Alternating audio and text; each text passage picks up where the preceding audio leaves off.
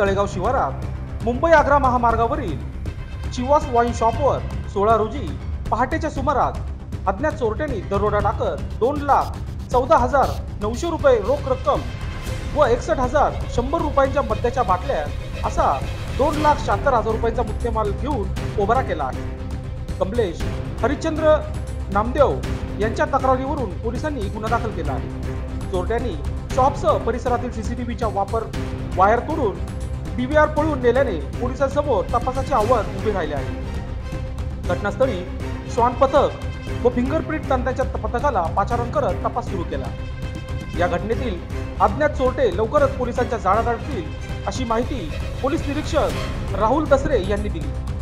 पुढील तपास पोलीस निरीक्षक राहुल दसरे यांच्या मार्गदर्शनाखाली पोलीस उपनिरीक्षक संदीप शिंदे, सहाय्यक पोलीस निरीक्षक कांचन भोसने, SS जाधव, गोपनीय पोलीस निलेश देवराज, विजय रुद्रे, अभिजित पोटेंदे आदी पथक तयार केले आहे।